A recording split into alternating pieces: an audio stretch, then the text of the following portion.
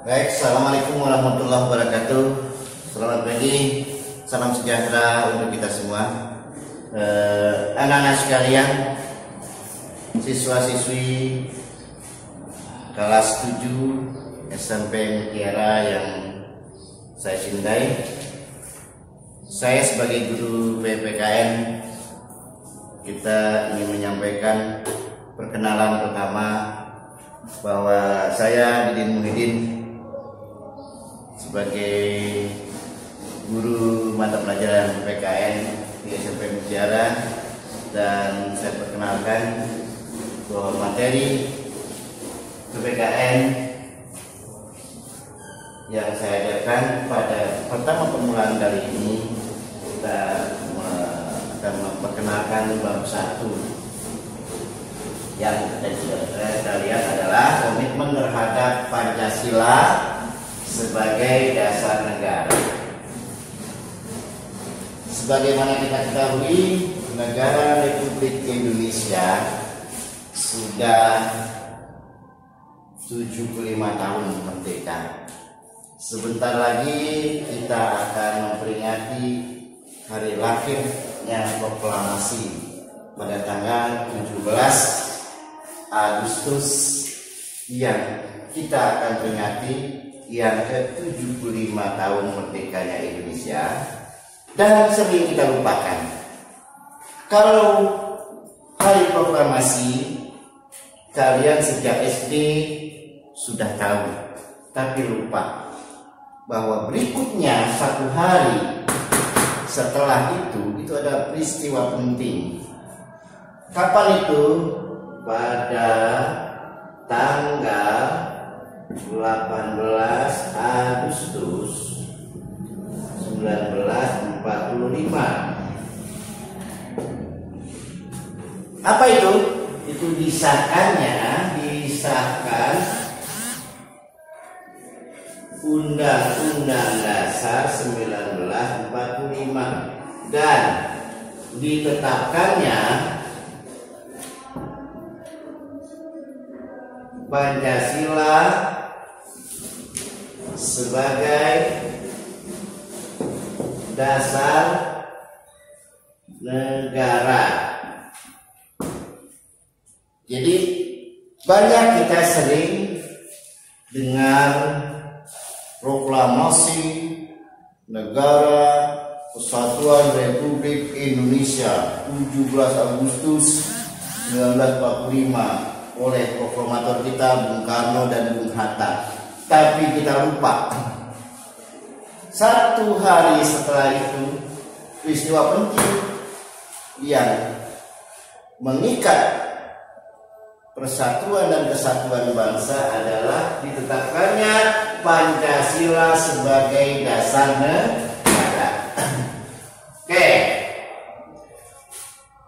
Sebelum itu kita lihat ada proses perumusan dan penetapan Pancasila sebagai dasar negara.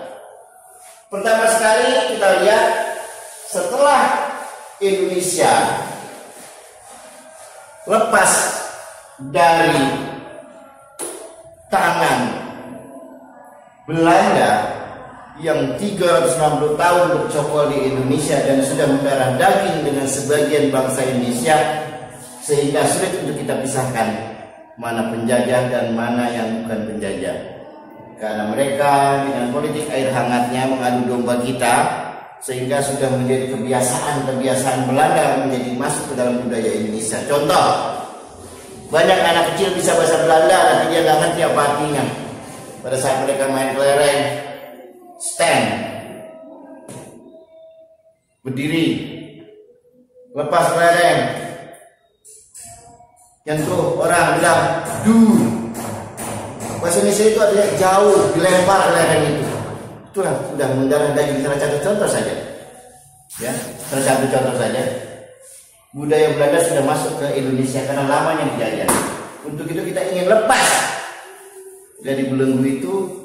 Ada masuk yang menamakan dirinya sebagai pahlawan Asia dari timur. Siapa itu? Nippon atau Nippon. Ini bahasa Indonesianya Jepang. Nah,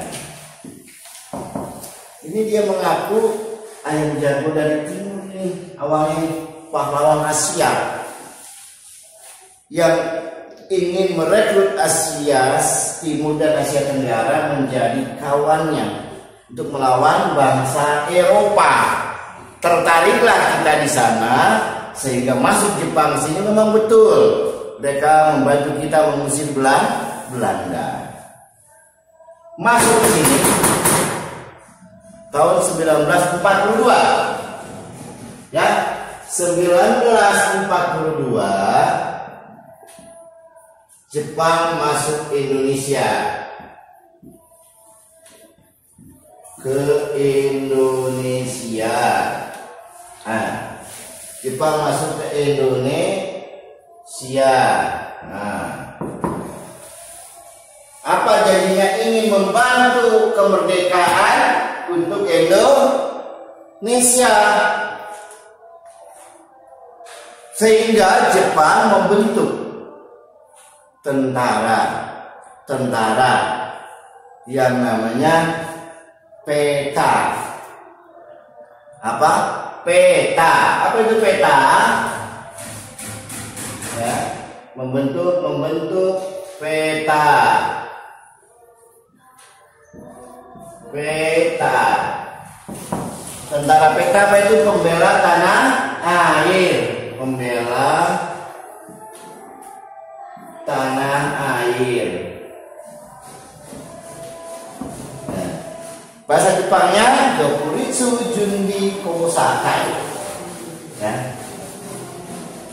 Pembela tanah air mereka membuat. Oh, ini bukan bahasa Jepangnya Sodanjo.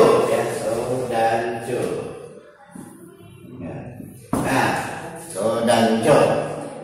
Nih, tentara-tentara kita ikut, termasuk salah seorang yang pernah menjadi Presiden Republik Indonesia, itu lagi dididik oleh Jepang. Siapa? Pak Soeharto misalnya.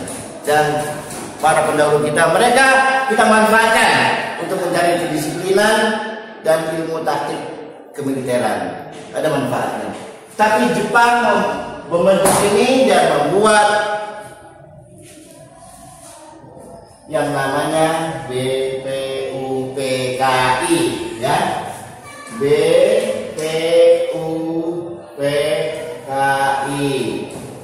Badan Penyelidik Usaha ya Kemerdekaan. Persiapan dulu. Badan Penyelidik Usaha Persiapan Kemerdekaan. Kita hapus ini ya. Nah, Indonesia. Nah, nih BPUPKI, Badan Penyelidik Usaha Persiapan Kemerdekaan Indonesia. Bahasa Jepangnya Dokuritsu Junbi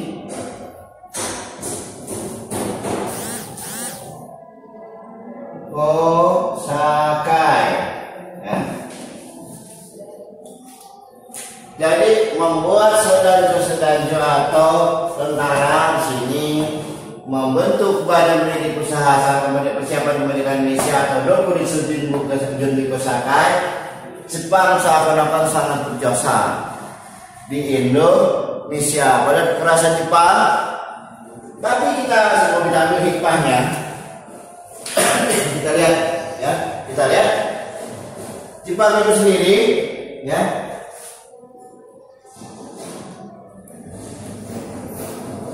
Kita lihat ini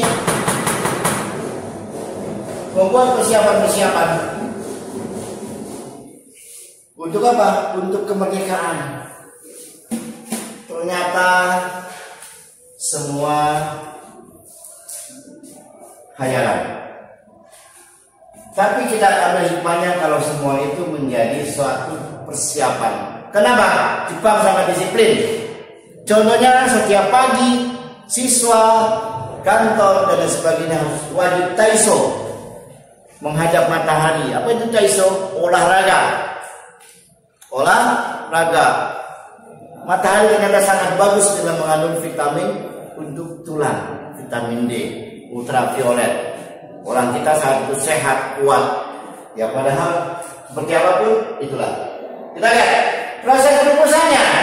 Di sini ada beberapa nama yang perlu kalian ketahui. Ada Mr. Muhammad Yani, Profesor Dr. Supomo, ada Insinyur Soekarno. Nanti kita akan bahas pada bahasan berikutnya. Ingat, Mister di sini bukan tuan ya. Mister yang dulu itu namanya Master on the Rechten, bahasa Belanda itu sarjana hukum, ya. Master on the Rechten. Kalau Mister bahasa Inggris itu tuan. Di sini banyak Mister karena dulu banyak orang kita sekolah di Belanda, dapat gelar sarjana hukum, ya. Namanya Master on the Rechten. Recht itu bahasa Belandanya hukum, ya. Tuh, jadi seperti itu. Penetapan Pancasila sebagai dasar negara dan lain sebagainya sudah kita akan lanjutkan pada pertemuan berikutnya. Sekilas tentang pelajaran PPKN pada hari ini, penetapan Pancasila sebagai dasar negara karena memang sudah sesuai dengan kultur dan akar budaya bangsa serta kehidupan bermasyarakat nenek moyang bangsa Indonesia. Untuk itu saya tugaskan kepada kalian, sebagaimana sudah kita kirimkan buku LKS kepada kalian, tolong kamu baca ringkasan materi tentang komitmen terhadap Pancasila sebagai dasar negara. Tolong kamu perhatikan, baca kembali itu ringkasan materi dan kamu kerjakan. Di situ ada soal-soal bagian 1 saja. Terima kasih sudah bersiap. Assalamualaikum warahmatullahi wabarakatuh.